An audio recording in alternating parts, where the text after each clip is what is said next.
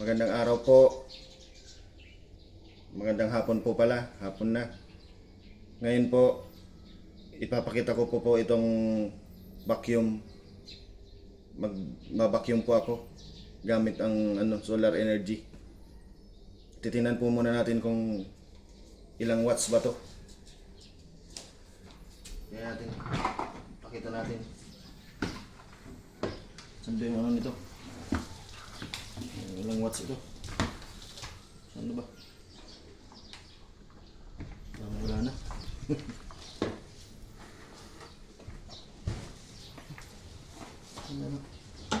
Ay, ito pala. Pakita. Yan. 230 volts, 50 to 60 hertz, 1,100 watts. Tapos, ito pa, 1,400 watts maximum. Ang maximum po nito, 1,400 watts. 1,400. Yung minimum, 1,100. Susubukan po natin kung kaya nitong solar power natin.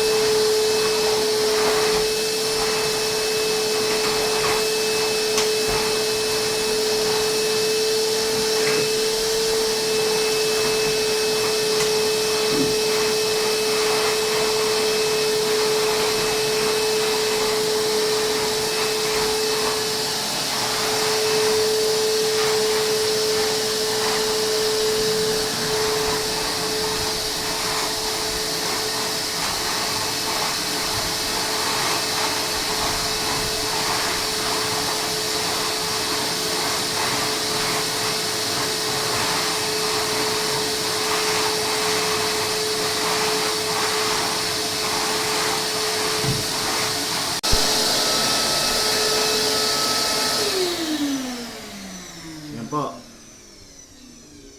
Tapos na po dito sa kusina. Binacuum ko para malinis yung sahig, walang alikabok. Yan po. Kayang-kaya po ang 1,000 maximum kasi motorized yan appliances, 1,400 watts. Yun po. Pakita niyo. Pakita mo. Makapatay po yung kasuray ko namin ha. Yan po, pagpapatunay po yan na malakas po talaga. Kayang-kaya po yung vacuum na napakalaki. Patay po yung kasuray ko namin. Patay po lahat. Kasabay po niyan yung TV. Pakita mo yung TV, wag lang yung TV, electric fan, tapos yung ref. Ayan. Ganyan po katindi ang kayang-kaya nitong solar energy na ito. Kung gagamitin nyo pa po yun sa grid, kung saan man ngayong lugar, dito sa amin Casoreco, talagang tataas po talaga ang bill ninyo sa kuryente. Yun po ang talaga. Kasi yan 1,400 watts yun.